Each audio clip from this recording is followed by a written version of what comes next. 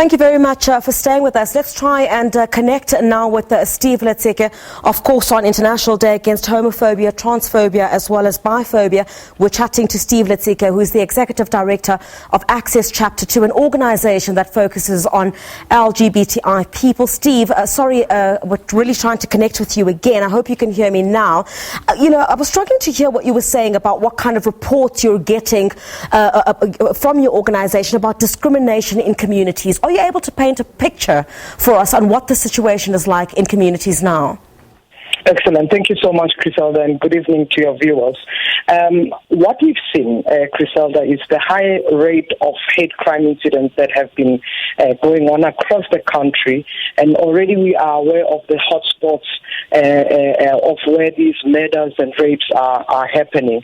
But also what we see is a high level of discrimination. Now, let's take what is happening in school setting. Over 70% of LGBTI persons still experience violence and discrimination at school level. 12% are experiencing rejection of health services, and while we see others delaying seeking health services. But it's the secondary victimization that we also see experienced by the police service. So when a lesbian woman or gay or transgender person try to report hate crime, they are secondary victimized. Yeah. One of the research also that was conducted, which we are part of, the Love Not Hate research, has given us 88% of LGBTI in the country are not reporting hate crime or discrimination against them. That's a big number on its own. Yeah.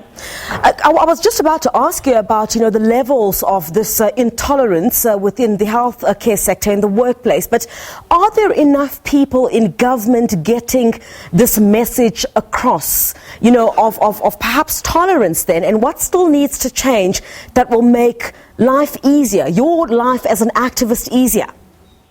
I think the first thing that we need to do, and that government must be doing, is that we cannot tolerate inequality, we cannot tolerate discrimination. Government has got Batubili principles which must be enacted, but also the professionals or the frontline service providers have committed to serve everyone equally. And that's a very important thing that as an organization we've been calling for. We've been calling for government to ensure that the officials and service providers serve everyone equally. That's the most important. The second thing is that if you are not serving people equally, you must be held to account. What will make our life easy is that people cannot get away with discrimination, with treating people unequal, and so forth. So accountability is key. The third thing is for us to intensify effort to educate, empower, and ensure that we build competency service across the spectrum of service.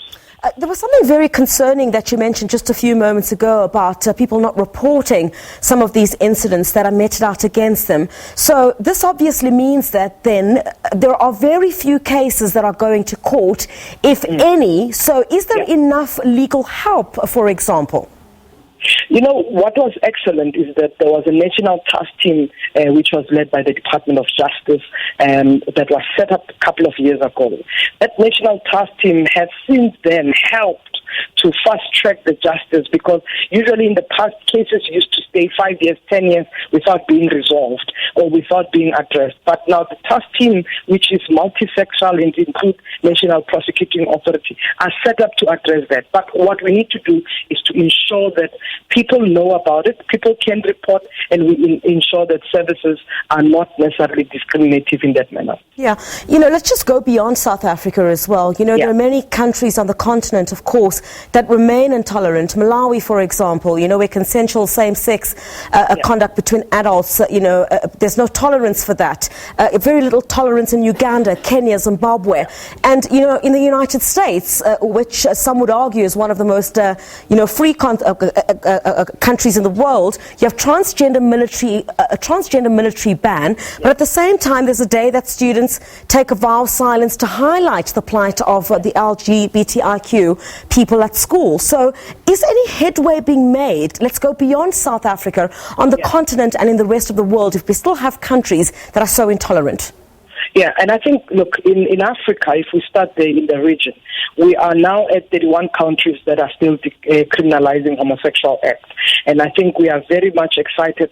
Countries like Angola just decriminalized earlier in the year. Just a few years back, Seychelles, Mozambique, many of these countries have decriminalized.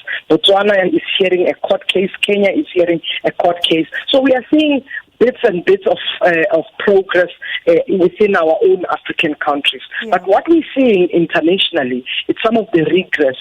Some of these developing states or developed states already, like USA, President Trump is going, crazy with burning and being against LGBTI person. We've seen some people taken out of the military and workforce because of that rejection.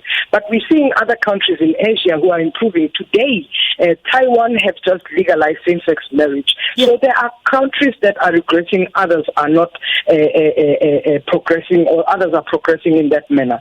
So we are at 70 countries that are criminalizing homosexual act, which we are seeing a reduction of many who are now respecting laws, who are respecting people and respecting LGBTI persons as citizens, as members of communities. That's what we're seeing. Well, of course, it's going to take more than just lip service. South Africa, of course, is one of the most gender-sensitive constitutions in the world. But, of course, it's going to take more than words to change hearts and minds of individuals, And are there enough influential people speaking out or even coming out? Yeah, I mean, look, it does require not only government, it's not only the responsibility of government, because what we know, protection is in the law, so states will ensure legally you're protected like the Constitution, but it's an effort.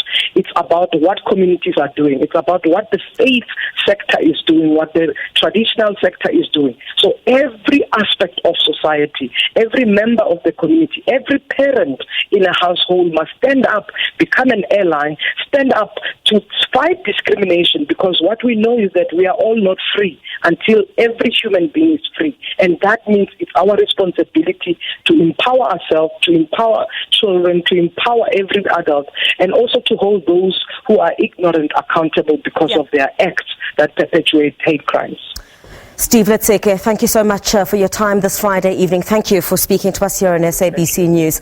Francis, we'll hand over to you now with that new appointment, of course, by President Cyril Ramaphosa.